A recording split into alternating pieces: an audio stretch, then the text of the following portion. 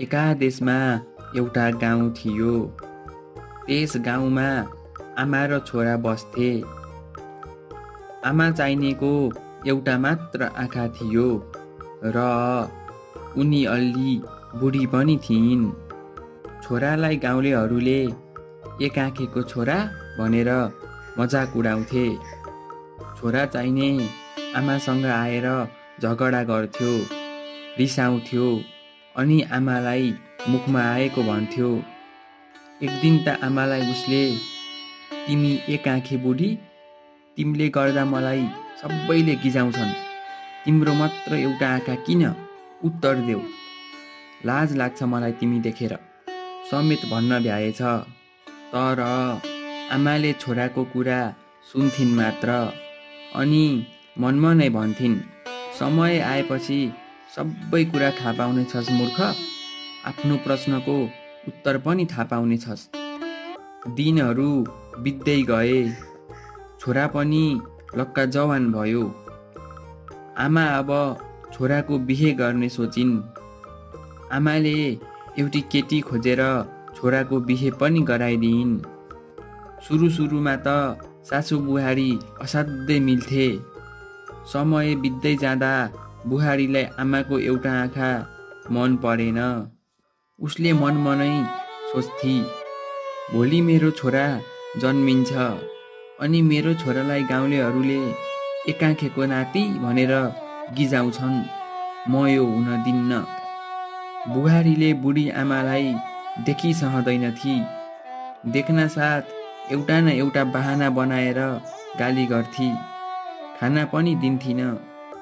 एक दिनको कुरा हो, उसले आफ्नो लोग्नेलाई जङ्गलमा लिएर गई अनि भनी, हेर बुढा, यो बुढीलाई घरबाट निकाल्ने भए निकाल, नत्र म छोराछोरी नै जन्माउँदिन।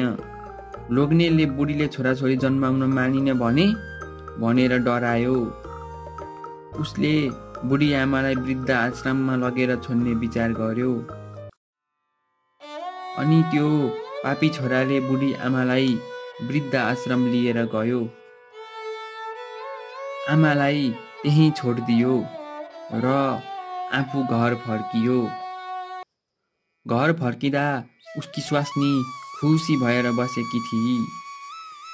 उसका लोग्ने स्वास्नीले आमालाई घरबाट लखेटेर ठुलो उपाधि जितेको जस्तो गरेका थिए।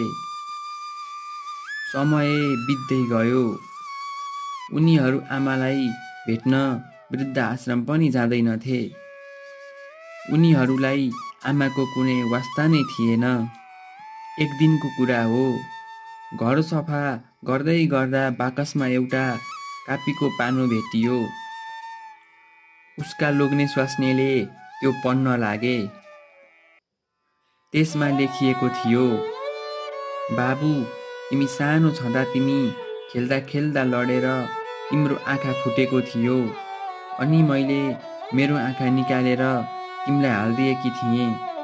त्यही भएर मेरो एउटा मात्र आँखा हो बाबु।